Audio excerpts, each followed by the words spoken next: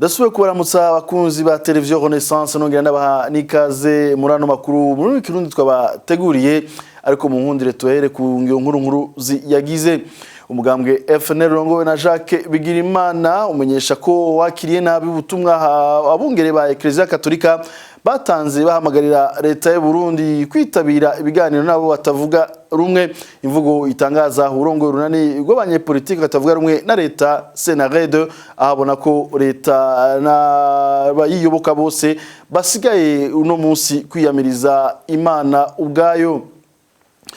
Mushirame Kosome naho waragaritswe umutima n'inyifato ya leta y'u Burundi iriko irahimiriza abana b'abanyeshure guterera amatora y'umwaka wa 2020 mu gihe abarundi bugarijwe n'ubukene. Naya matungo y'abatavuga rumwe na leta bahunze igihugu ariko aranyagwa na leta umunsi urizina azo rihwa uyo no mwihwezo tuza kuhabwa n'umuwize ibya amategeko aho yishimikiza kandi no kuri kahise ko Burundi ngizo zimwe mu nkuru zigize ano makuru.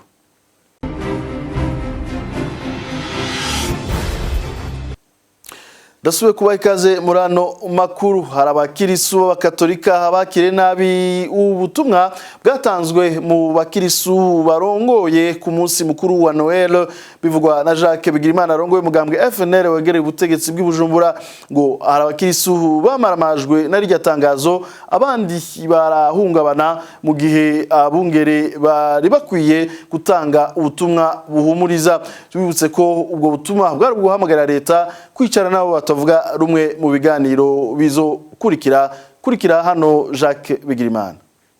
Le parti FNL trouve que les évêques catholiques umugambwe FNL ubona ko abungere Ecclesia Katolika basanzwe ari abantu badasanzwe bari bakwiye kwegeranya abuna abategetsi bakavugana byofasha gusumba habo bungere barungika amatangazo mu masengero arimwe abantu bafise ivyumviro bitandukanye. Abakristo bo muri Katolika si bose bakiriye neza burya butumwa, hari n'abakiriye nabi cyane rirya tangazo, hariho n'abahungabanye, hari ababuze uko bifata, hari n'abamaramaye mu gihe igikorwa c'abungere ba Ecclesia Katolika cyaje cyo gutanga ubutumwa ataho buhengamiye ubutumwa bw'amahoro. Le rôle des évêques était de donner un message neutre, un message pacifique.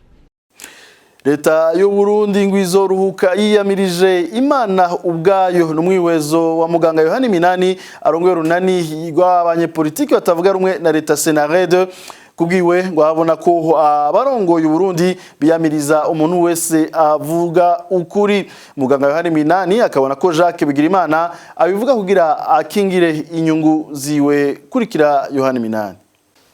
Nageze guhana Bigirimana Jacques ndamuzi turazinanye ndamubaza mbe ko ama witera imbere mu guharira leta kurusha leta uko yiharira nibiki arandaba ti doctor wewe uba president wongera directeur general wa OTB tumubwira ndamwati wapi none reka kuyiharira gute tijewe Jacques bankuye nkabakanya directeur general none reka kuyiharira gute nzomugwa inyuma n'ukuri ati nzoyigwa inyuma nzobagwa inyuma nibisanzwe rero none mwese abantu bose isi yose yarumvije iby'abapatiri iby'abasenyeri bavuze ni manu umuntu hano yati nyabuna ni muje hamwe mwicare hamwe muganire iyo mpanuro nimbi none abasenyeri bashaka abasenyeri bavuga iki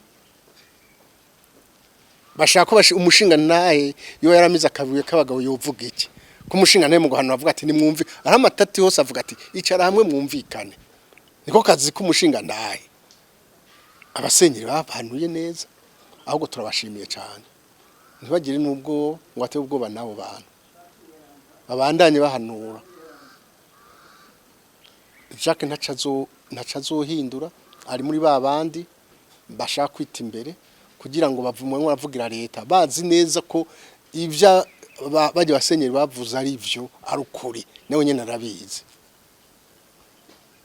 Abo bose bavuga ati nitugende nituhaguruke tuze kubiyamiriza barahagose barabiyamiriza barabonye ko bagiye kubiyamiriza mu Kirundo mu Cibitoke n'ahandi ariko nta kimwe bihindura. Nibwo bwa mbere banumva abantu biyamiriza ibyo abasenyeri bavuze ari abakristo hama buke bakazojera mu misa bakajoja kubirega kubicumuro bakora bakaza gusaba imbabazi n'impongano bakora buzo babaje kubiyamiriza aho barahevye ubukristo ariko mbona mengo niyo bitera imbere mu gusenga ngo ntuzico basenga ibyo aribyo. Twashaka rero abo bantu bahagarikire ngaho. Ejo navuze abantu barantwenga navuze ati umunsi umwe papa ejo bundi azovuga muri ya misa yo haragira asabira isi yose avuga amagogo y'abarundi bace bahamagara ati genda tuyamiriza ibyo papa yavuze. Hamundi munsi nkunze ko azoyamaze kwiyamiriza bose avuga ati none Imana kwidaduha ivyo twasavye byose. Bantu banje mbonera kure mwese muzohakoka niyo biswi vy'inkona bene nkona biswi vy'inkona mwese muhaguruke twiyamiriza Imana nivyo bisigaye. Tunaye n'amakuru twabateguriye ngo birateye isoni kubona leta y'u Burundi himiriza abana b'abanyeshure guterera amatora yo mu mwaka wa 2020 mu gihe abarundi bugarijwe n'ubukene. Ivyo nibivugwa na Justine Nkurunziza rongoye runani Kosome kugwiwe abo bana ngo birazwi neza ko bagaruka kuyaka abavyeyi babo nabo harayo basanzwe batanga mu guterera ayo matora yo mu mwaka wa 2020 akabona ko kubakundisha igihugu byotishwa no mu yindi nzira. Tumukurikire. Uravye ingene abarundi bakenye, ingene imiryango ikenye, ingene abavyeyi barira kwera bataronse amata baha abana kubera bataronse n'agasukari kuko ha icaye abana ugaca ugenda ugatoza tubanze tuvuge byose ukagenda ugatoza umuryango ugasanga hariho utanga muhira agatangira kwishure agatangira abana kwishure hari bw'abafise abana batanu agatangira ku kazi ugasanga n'umurengera mu bintu bariko baratoza abavyeyi. Hanyuma rero ugaca usanga rero uwo mwana nawe ntiharagera nukuri ivyo gukundisha abana Burundi birashobora guca mu yindi nzira uretse kubaka ayo mahera kuko ntaho ryakabonetse ntaho ryakabaye aho umwana baza kumwaka ko ntaragera no kuyakorera ntayafise. Umuvyeyi we yamaze gutanga abaraye umuryango twe twibaza yuko umwana nta kamaro ko kuja kumutangisha umunyeshure nta kamaro ko kuja kumutangisha kuko umuvyeyi muhira aba yatanze.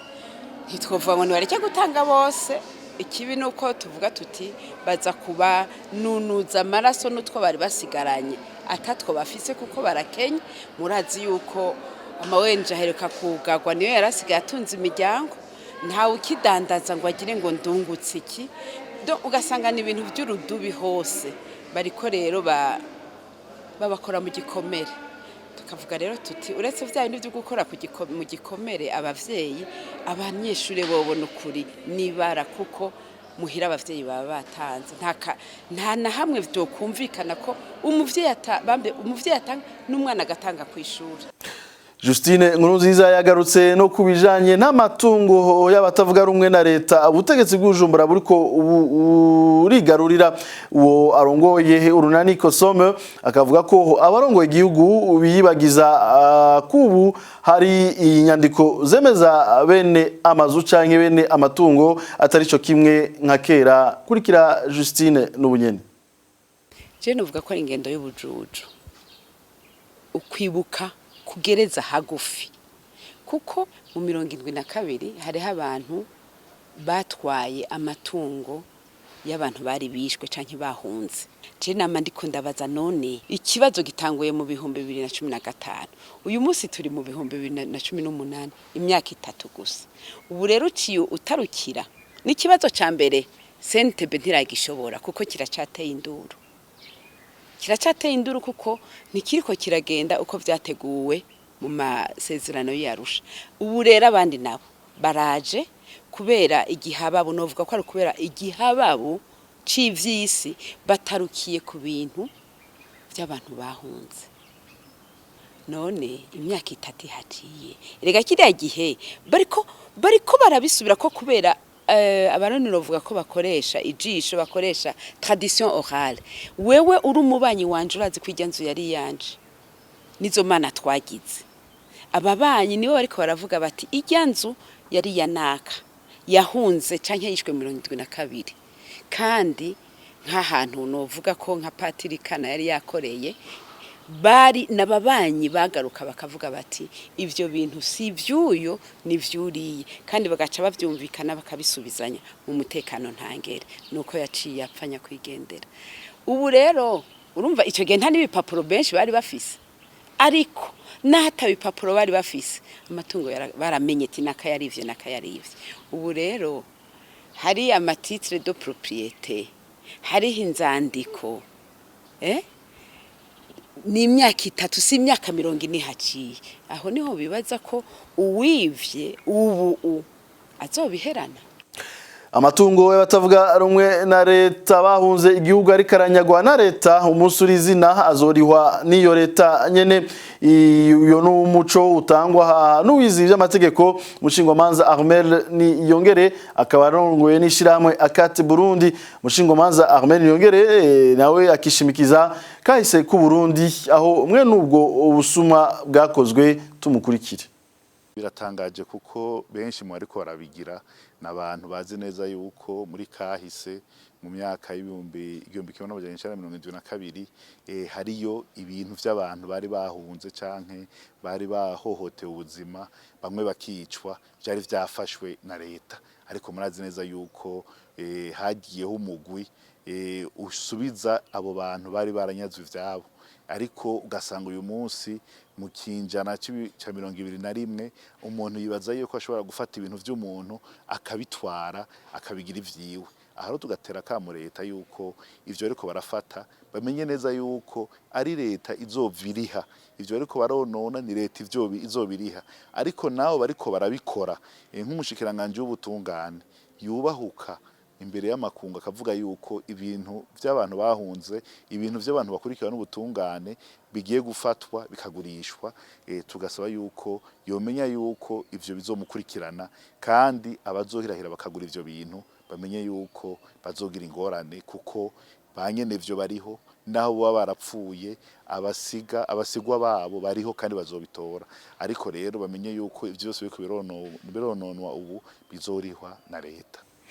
Turabana n'amakuru twabateguriye. Birababaje kumva umukuru w'igihugu cy'u Burundi atera kamo impunzi ngo zitahuke mu gihe mu gihugu hakirangwa amarira aturutse ku bwicanyi buhakorerwa. Byo nibishikirizwa na Bosco kwibishatse aserukira impunzi z'abarundi mu ikambi y'Imahama ni mu gihugu kibanyi cy'u Rwanda.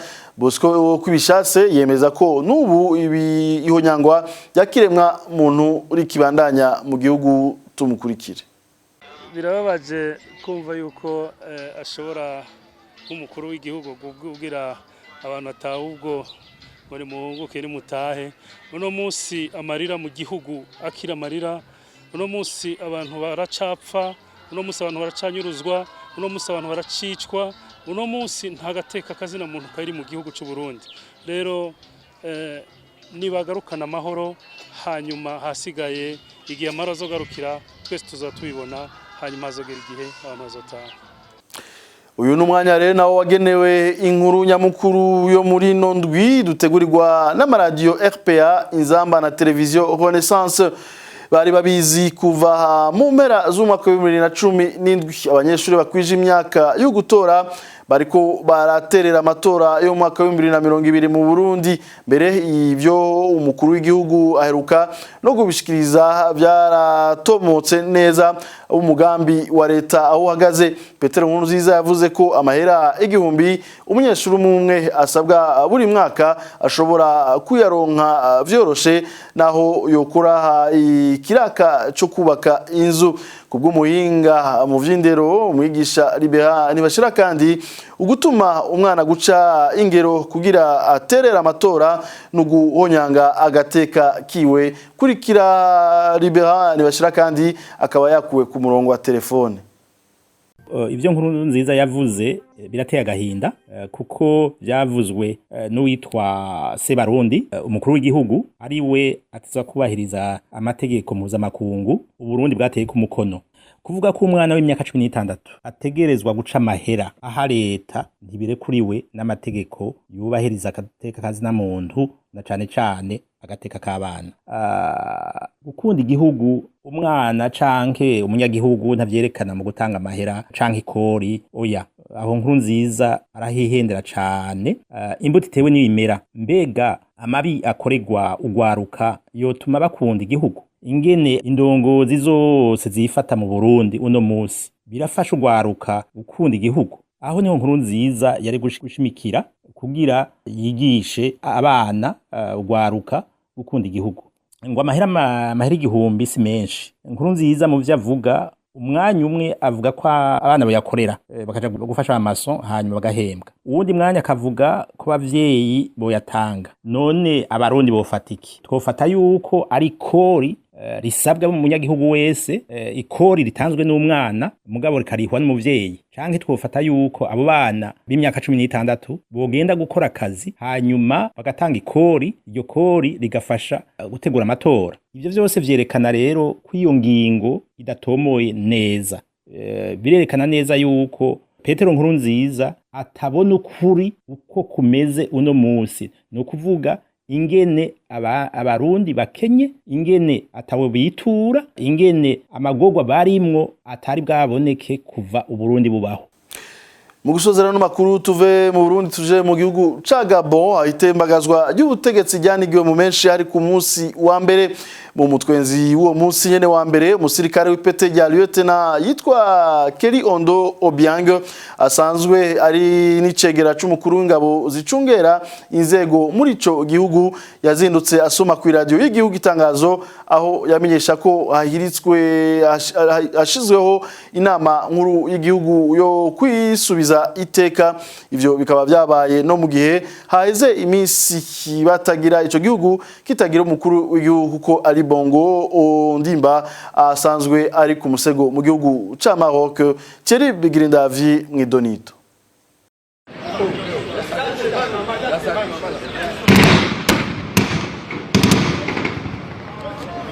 Vyose vyatanguye mu mutwenzi kuri uwa mbere, aho abanyalibreville bavyuwe n'amasaso yasirana hagati mu gisagara, igihe abasoda b'imiyabaga bakeya bari mu bacungera inzego z'igihugu binjira bagafata radio y'igihugu, bagasoma n'itangazo rimenyesha ko hashinzwe inama y'igihugu yo kwisubiza iteka mu mwanya mukuru w'igihugu ari Bongo Ondimba atahari, kugira bagaruke intwaro rusangi, bakingira imbibe z'igihugu, bongere bakomeze gufatana mu nda mu banyagihugu. Iryo tangazo ryagize akabwi kadashaka ibintu bihinduka mu gihugu kari nyuma ya ari Bongo Ondimba kubandanya kabesha kemeza ko Bongo akomeye ariko ari umugwayi atagifise inguvu n'ubwenge vyo kurangura amabanga yo kurongora igihugu. Ibiduga vy'ingwano vy'abasirikare ca Gabo vyahavuye mu nyuma bizibira ibarabara rikuru ryitiriwe Intsinzi rija ku radio y'igihugu. Ivyo biduga bikaba vyagabwa n'abatari kumwe n'uwo mugwi mutoya washatse gutembagaza ubutegetsi. Umuriyetina yitwa Keri Ondo Obiang yivugiye ko icegera c'umugaba w'ingabo zicungera inzego, akaba natwara ico bari bise umuhari w'ugwaruka rukunda igihugu ruri mu nzego z'umutekano za Gabo, Mouvement Patriotique des Jeunes des Forces de Défense et de Sécurité du Gabon mu rurimi rw'igifaransa. Uwo musirikare yavugiye ku radio ko atanguje igikorwa co kwisubiza iteka, acahamagarira ingabo z'igihugu ugwaruka guhaguruka bakifatanya nabo bagafata ibibanza byose bikomakomeye mu gihugu nk'ikibuga c'indege, iradio na televiziyo, inyubakwa nkuru za leta, gushika batembagaje ubutegetsi bw'akagwi gashikiye ari Bongo Ondimba. Mu masatani y'umurango niho umugwi w'abasirikare b'inseruka rukamvye binjira mu iradio kugira birukane ako kagwi kare kagumutse. Lieutenant Keri Ondo Obiang